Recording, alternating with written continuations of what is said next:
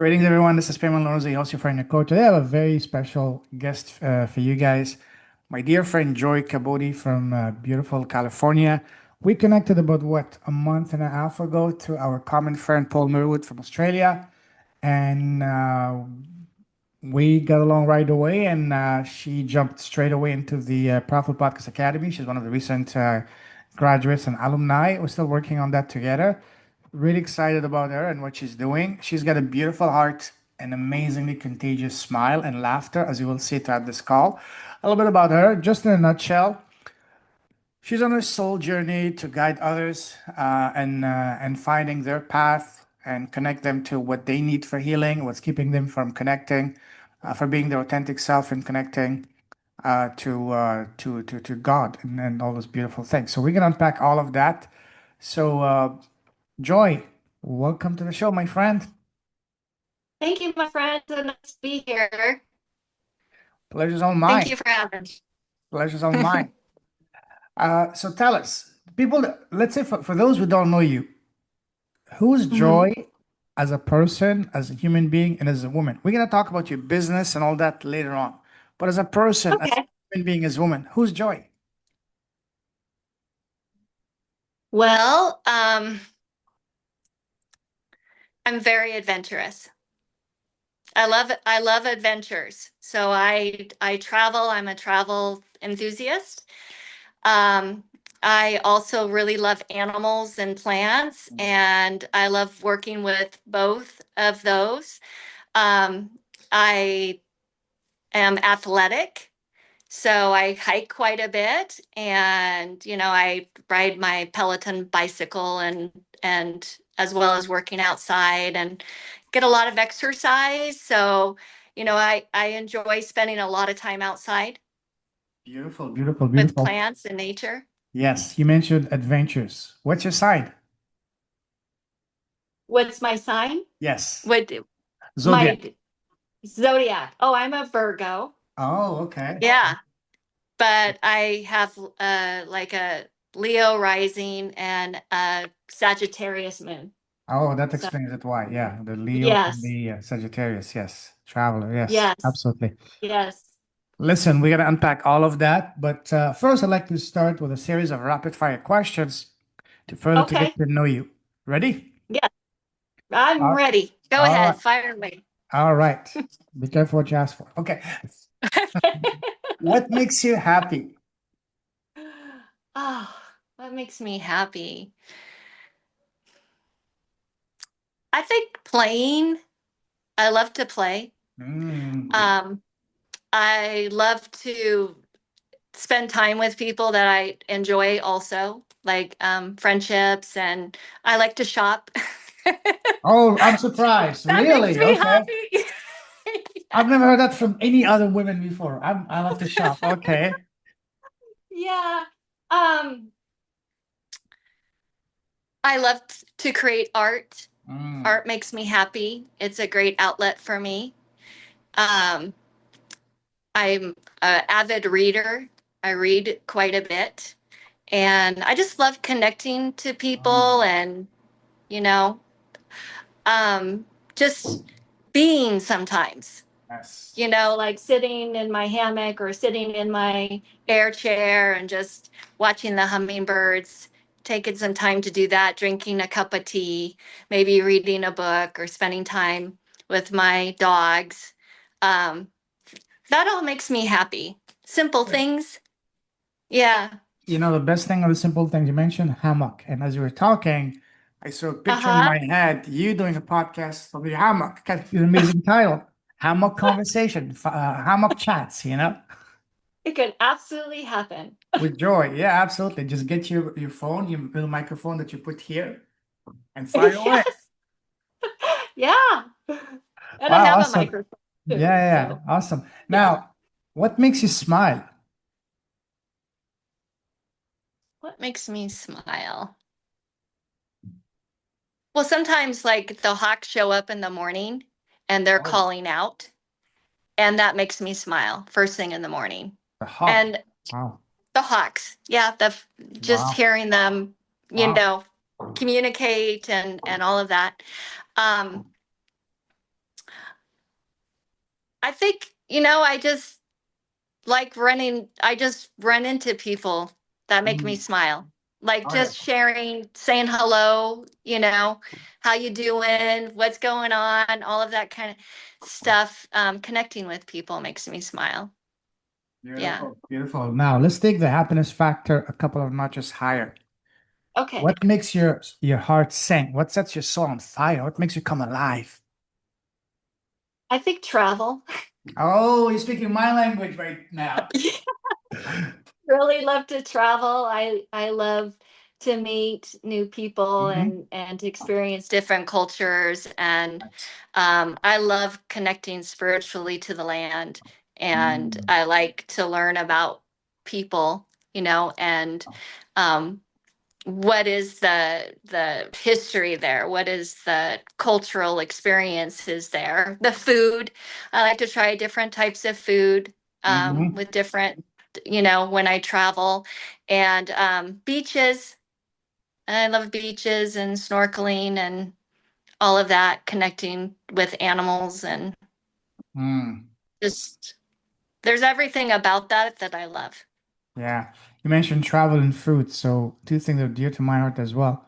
So, in all of your travels, what has been one dish that completely took you by surprise and blew your mind? Oh, that's a good question. One dish. Um, well, I love the food in Italy when I Oh, was in Venice. yes. Yeah. I love the pesco there. Oh, yes. It's like real authentic pesco. Mm-hmm. So, Hmm. and I like pesco, but they use the pine nuts and, the real authentic ingredients, and it tasted very, very fresh. So Yes. that's probably the one that stands out the most to me. Yeah. I hear you. Food in Italy is completely different than the Italian food you can have anything anywhere else. Absolutely, I agree with that. Yes. Yeah.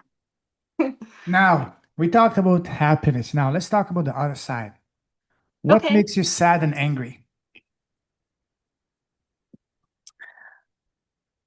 What makes me sad is that you know that we still are dealing with women and children that are still being sexually assaulted and by people in power and being used, and um, that makes me very angry that No. we're still experiencing that, and you know the that it's very hard to bring justice, that we have to have so many victims to experience these types of crimes, and that we still don't have an understanding that we cannot rehabilitate pedophiles. We cannot rehabilitate them. And I think as a society, we need to come to understand that they can have hundreds of victims, and all of these victims have to, they have to go through some sort of a healing if they want their lives back. And so that probably is the thing that makes me the most sad. Absolutely, I'm completely with you on that. Absolutely. Now, what scares you? It scares me. Well, that's probably more of a self journey, I would say. What scares me is if, I get in my own way. That Hmm. probably scares me the most. You know, um, if I don't answer the call or do the work that I know that I'm destined to do right now and get on the path that I'm here for. Um, if I sabotage myself in some way, that's probably my biggest fear. Absolutely, absolutely. Now, what is one thing that you used to value that you don't value anymore?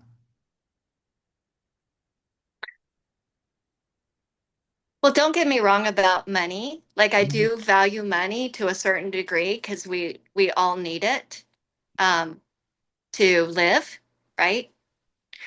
But I also value love. I value friendships. I value peace. I value happiness and joy. And so, you know, I guess it's not like I don't overvalue Mhm.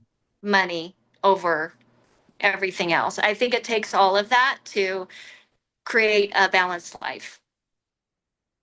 Absolutely, absolutely. Now, you enjoy traveling, don't you? Yes, Okay, I we love can it. do an entire, not just episode, but entire podcast, me and you on traveling. We might do that another time, but I'd like to take you down different type of travel, down memory Okay. line. Go back to when Yeah. we were growing up. You know, when we were kids, people around us, friends, family, neighbors, teachers, friends, all ask us, "Hey, Joy, what do you want to become when you grow up?" What was your answer to that as a little girl?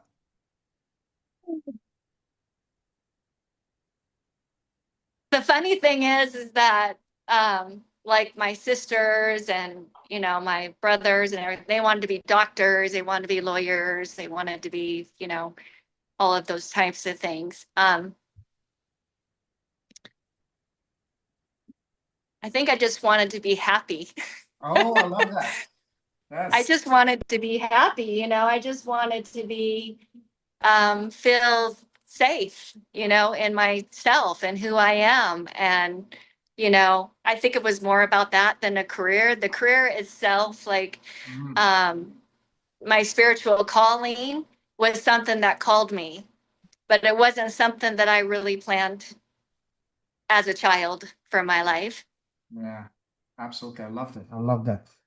Me too. Now, because ultimately, from my experience, the ultimate pursuit in life is not money. Sure, we all need money, but it's about happiness. Hmm. That's what we do. All we do. That's why we buy, Yeah, we work so hard to get the things we want, we think we need to be happy. yeah, Yeah, absolutely. absolutely. Now, growing up, what was your relationship with school? Did you love school or hate it? That's a good question. Really, this is kind of embarrassing to share, but I'll share it with you.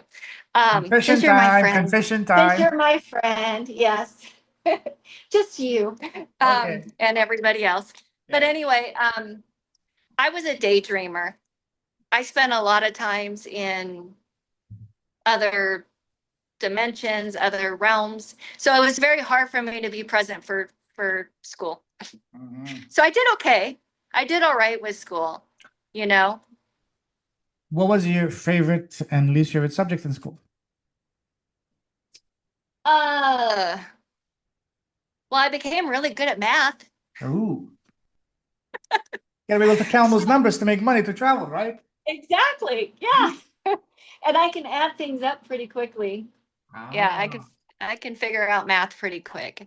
great. Um, so probably math and well, I liked home ec because you could cook cookies. Oh, yes. Cookie girl, huh? Okay, okay. Cookies, yeah. So home ec wasn't too bad. Ah, Um, but really, I a lot of times I was in the back of the class goofing off. So oh, like if I was in I was kind of in the goof off group. Does that make sense? So yes. like I was in the back of the class. So they would put us usually by if it was alphabetical, because my last name started with a S.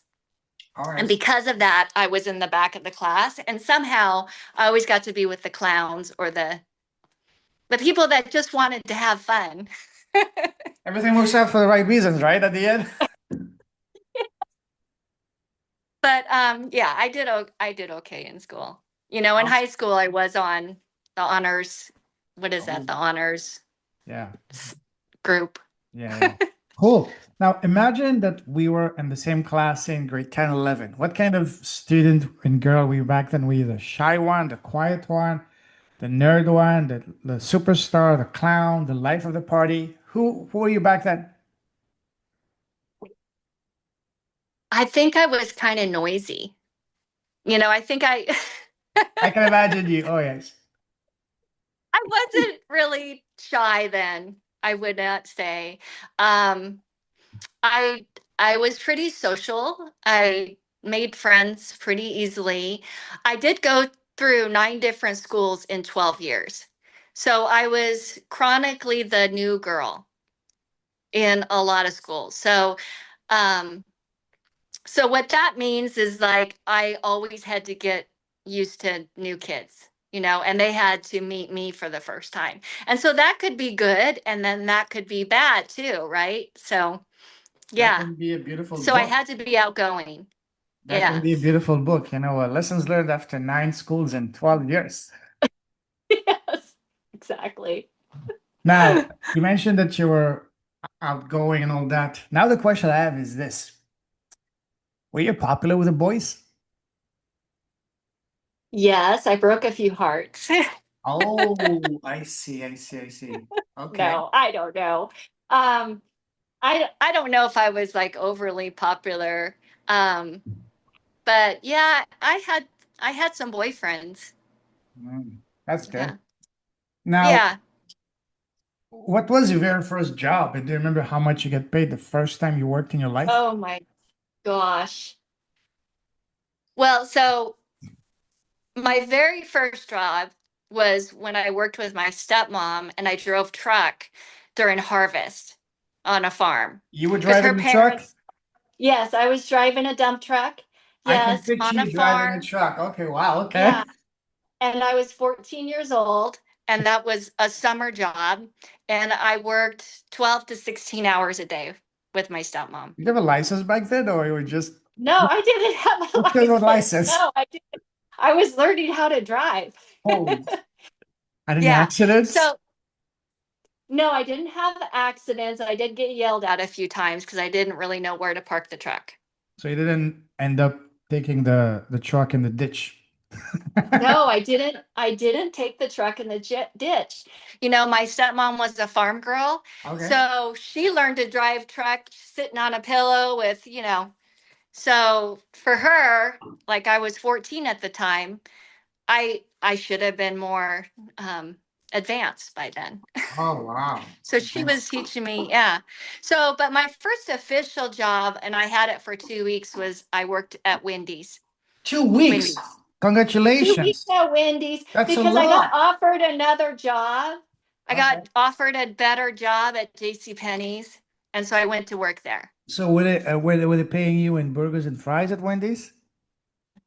No, they paid me. I don't know what the going rate is. I want to say that minimum wage was probably about $3 an hour. I don't really remember. It's just that, I got a better job offer. So Mm, I went from one job to another gosh. job immediately. Yeah. Do you remember So I what? think yeah, Go ahead, go I'm ahead, go sorry. ahead. I think I made 375 or something like that at JC Penney's. Wow, you're a rich girl. Okay, I know. beautiful. Do you remember what you did with your very first paycheck? Oh, that's a good question. I probably went shopping. I don't know. What do you buy? Cookies, ice creams, Oh no, purses, I would have bought makeup. clothes because, I was 15 and a half. Oh yeah.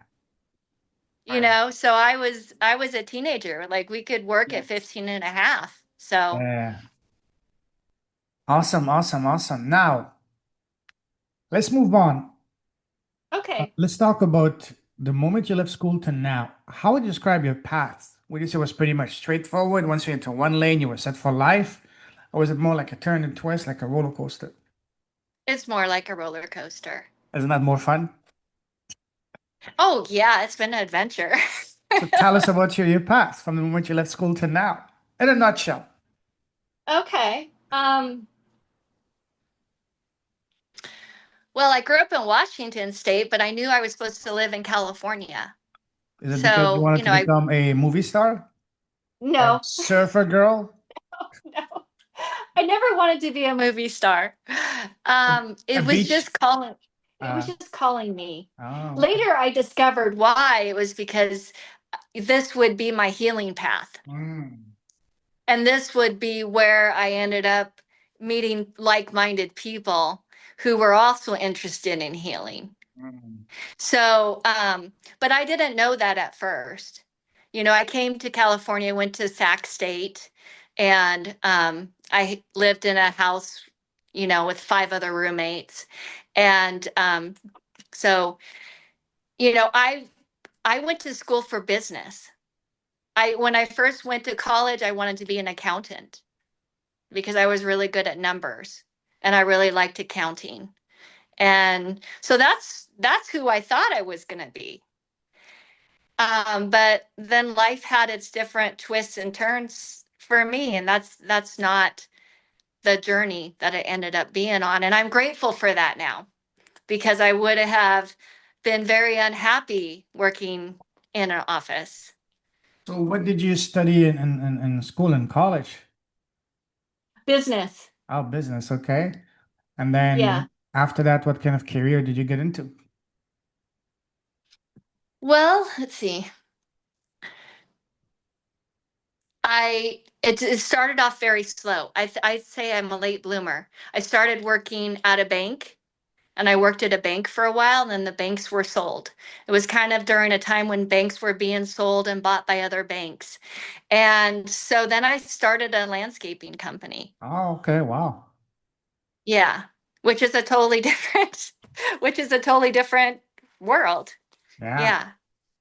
So what made you do the change from a bank to landscaping? Well, it was the person that I was married to at the time. We decided to start a landscaping business together. Hmm. Yeah. And how was And that I go? ended up loving it. Oh, really? Yeah, yeah. What did you love about that field?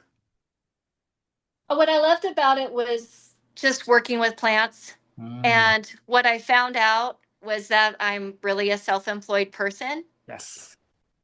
And so that's what I really learned about it, is Mm, that I've always been that type of person, but I didn't know that before. And so, yeah, that's probably the biggest thing. mm. And creativity, Oh, yes. creativity. So were you doing mostly plants, or were you doing also driveways and other things, gardens, or? Yeah, plants. I've designed concrete Mm, driveways and patios and, um, lawn and plants and yeah. trees and, you know, How it's long? it's very creative. Yeah. How long did you do that for? Well, I have my own contractor's license. Ah, okay. So I'm still a landscape contractor. So I still, even though that's part of my business that I am um, working away from, I still operate a landscaping business too, Mm. as well as this other business that I operate. Speaking of that, tell us about your current business. So my current business is a spiritual business. So what I do is I'm a channel and a medium. So I connect with people's spiritual team, and I share, information that comes through um, to me to help them on their path, Mhm. on their life's journey. Tell us more about that. What does that mean in layman's term? In layman's term, is that um, I I help people heal from different types of wounding that they have. I help people with sometimes people have attachments to them. And so I help to remove different types of attachments, help them with different aspects of their lives that they need answers on. I help a lot of people with childhood wounds, help them to heal that and understand their soul's journey Mhm. through that and the gifts that they carry, their spiritual gifts. Yeah. What type of childhood wounds did you have yourself and you had to overcome for yourself first? Yeah. Well, that's a good question. So, I was born into a cult, Oh, wow. and it was a type of a Christian cult. But underneath that, there was a lot of abuse happening within my family. So I had to overcome sexual abuse, psychological abuse, Wow. emotional. Um, there was a lot of gaslighting in my family. So a lot of manipulation. So I have a lot of experiences Mm. that I pull from, that I've basically have spent a lot of my adult life healing from. Wow. So how was it growing up in a family and a cult? Very restricting. And I would have to say that what I was learning from that experience was surrender. Mm. I didn't really have a lot of choice um, in that environment. So what kind of restrictions were you facing growing up? Well, some of them are religious restrictions, like it's a real rigid belief system. Like for example, uh, they only worshipped on Saturdays instead of Sundays, and there was food restrictions. There were spiritual restrictions, like I couldn't go to Christmas parties, and I couldn't Wow. celebrate Halloween. And so there was I always explained it as a child to other kids when they'd ask me, how come I couldn't attend the parties, or how come I had to go home during school instead of celebrating with them, that it was my parents' belief system.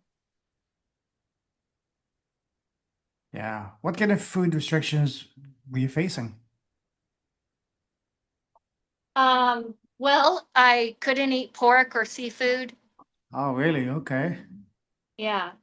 And I'm trying to think of what else.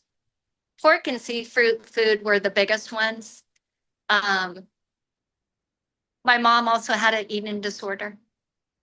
So, you know, there was a lot of food restrictions there with that. You mentioned sexual trauma. What kind of sexual Yeah. trauma?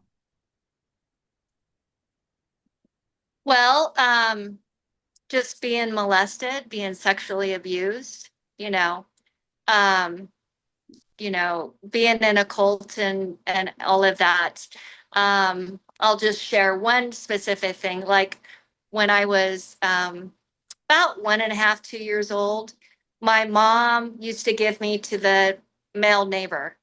The male neighbor would come over, and anyway, it's really a sick story. I was like his favorite, and you know, so I was very, very young when I was exposed to that type of abuse.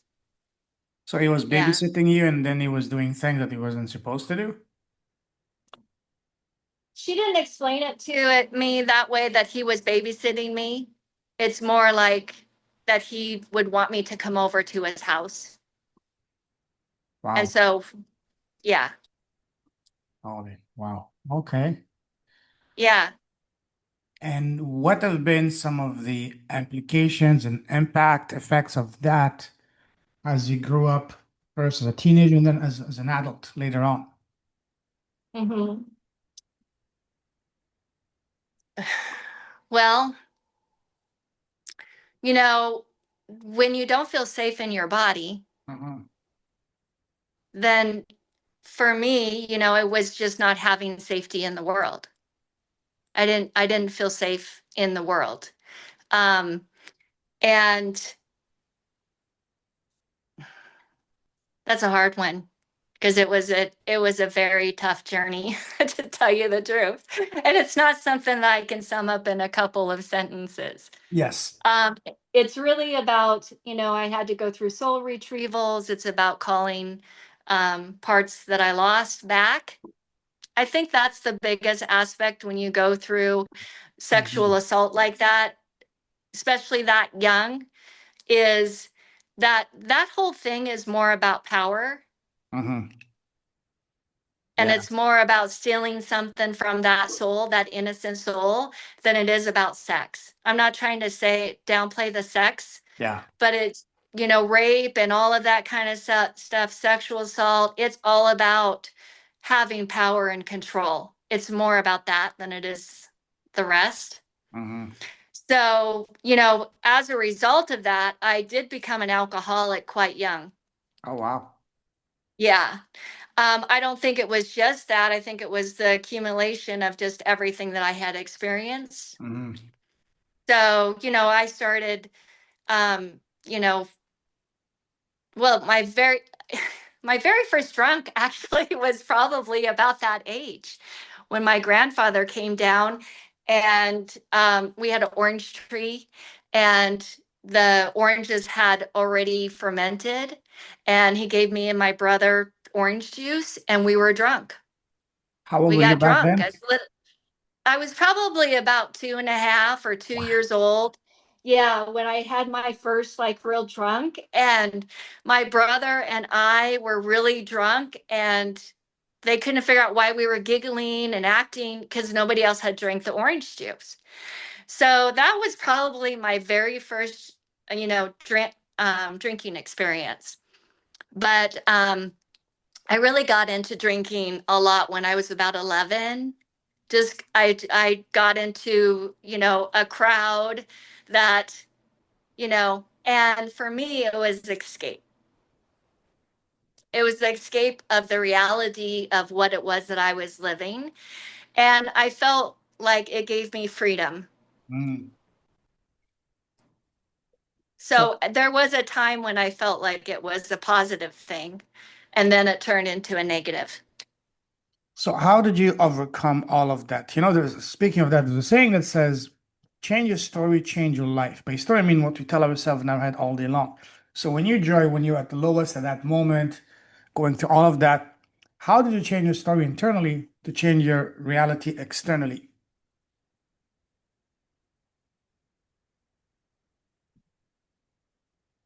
I stopped listening to Mhm. what people told me who I was. Yeah. And I started listening to who I actually was, who I actually am, right? So what were they telling you that you were? Well, they had a lot of stories about who I who I was. I was a projection of their wounds, you know. Um, and that's, I kind of ended up in the scapegoat role in my family. So I became, I was the sensitive one. I was the one with the that was empathic. I was the one with the big heart. I cared about everybody. I didn't want people fighting with each other all the time. And so I was that one. And as a result, I was told I wouldn't do anything with my life. And just ugly things that were just not true. It was more like a reflection of who they were and what they felt about themselves being projected onto me. Took me a while to get through that. And of all the things that were projecting about you, what was the hardest, the most painful one, and how did you overcome that?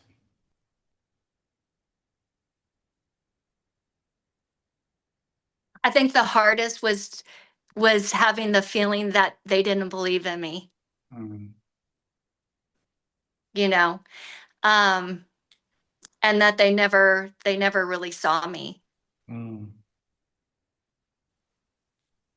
And how did you overcome that?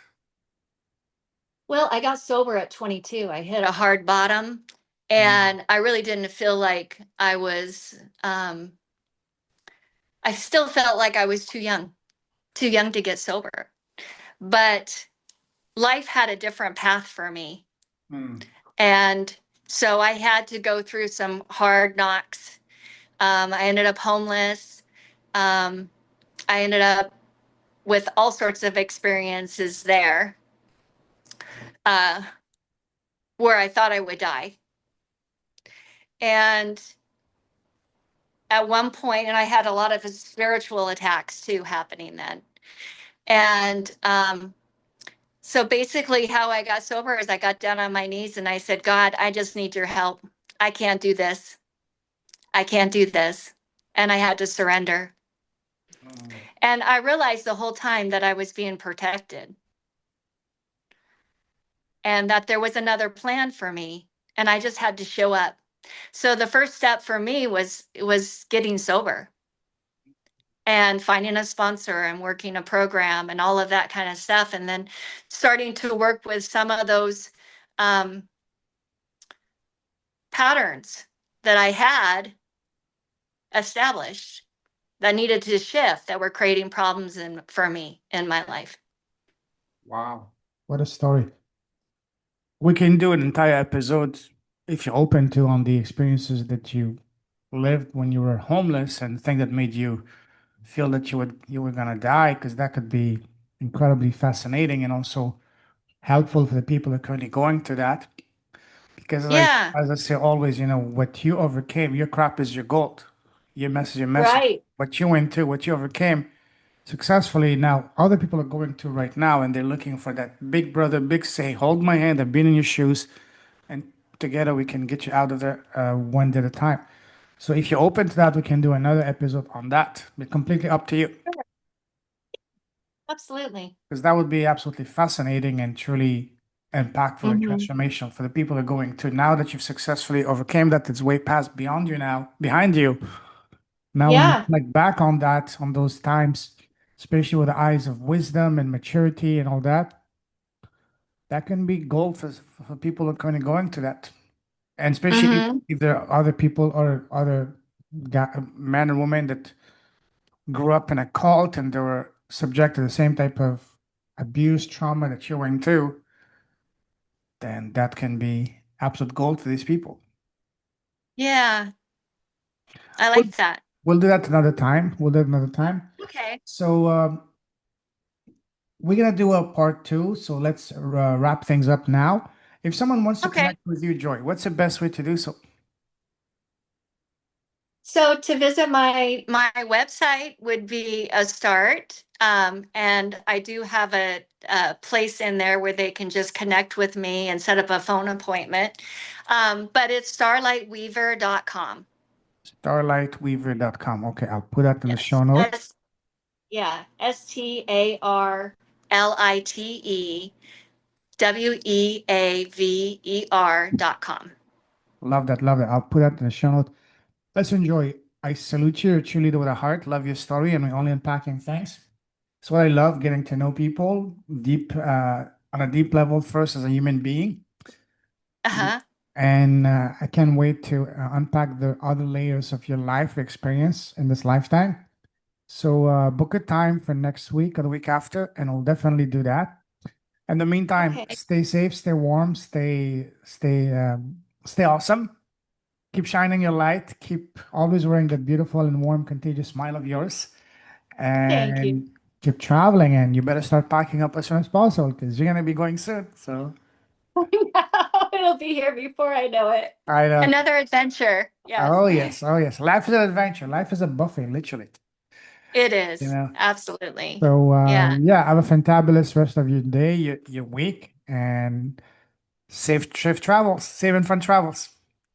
Thank you. You're Thanks, my welcome. friend. Talk to you very Okay. soon. Take care. Bye bye. Okay. Bye Bye. bye.